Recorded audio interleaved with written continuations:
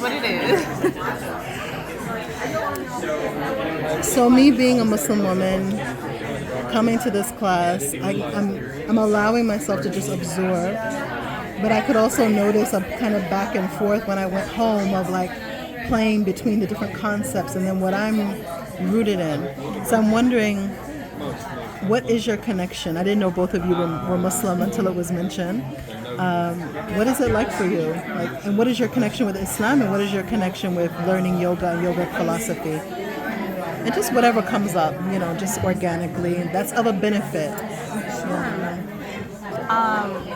I never actually put the two together in that way of how you're asking, like what comes up in correlation with yoga and Islam, because I wouldn't say they're totally different, but they definitely are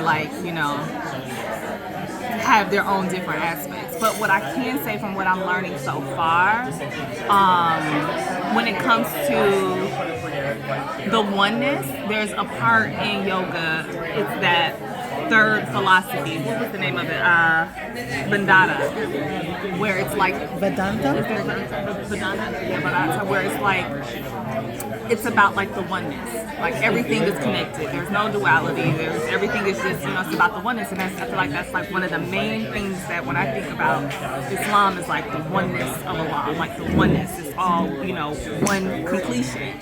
So for me, I take that for my own, like the way I look at Islam, because I don't look at Allah as being He.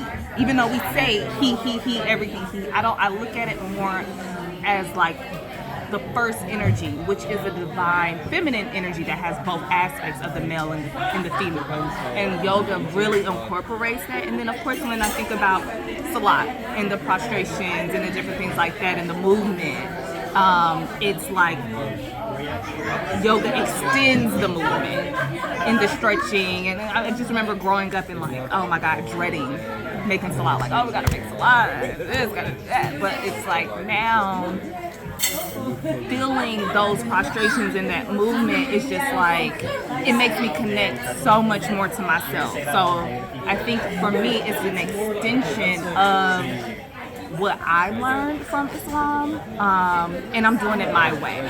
So I'm not like religious, straight by the book, because there's a lot of patriarchy in that, and I just don't rock with that personally. There's I'd love you to talk about that a little bit. I'm going deeper past, because religion didn't come first, spirituality came first. So if spirituality came first, then that is the origin of something that man has created their box and pointed to, okay, this is spirituality, but this is how you do spirituality. I'm not really in those constructs anymore. So for me, I'm taking a little bit of everything and making my own cocktail. And that's how I am as a stylist. I don't just use one thing. I take different products to make something, perfect in my sense of that. So I hope that answered your question. Oh, that's beautiful. Thank you. And what does it mean for you to be wearing a necklace that has Allah on it? It feels so. One of the things, there's a very short ayat that simply says, Allah is closer to you than your own jugular vein. To me, than your own jugular vein. Allah is closer to you than your own jugular vein. I have to read in between the lines. It gives me chills. Allah is in me. I am Allah in my own divine right and way. It's not a separation. Allah isn't there and I'm here. It's here. It's right here. So me wearing this is like a pure reflection of the Allah within me. So that's why I wear my Allah chain. It makes me want to cry. It gives me like chills. So I also got a necklace. And mine says Bismillah. You see? Gang, gang, gang, gang, gang, gang, gang. But for me, I think what's been most interesting in going through this teaching is just how much of like the actual practices you see in Islam that are similar here, and the purpose of why you do those certain things to get to that higher spirituality level. So for example, like as you mentioned, even when in Islam you're doing salah and there's certain positions you do, in yoga we learn, okay, you do these certain asanas and then your brain is slowly getting to that higher spirituality. We discussed it as well during the fasting as well.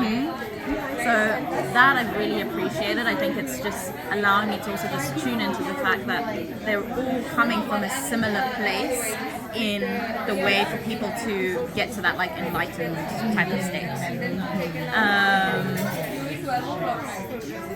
What else was the question? You said how does It's a the flow. Islam? I think it was just understanding everyone's, in a way, their connection to Islam and then their connection with yoga and how Okay.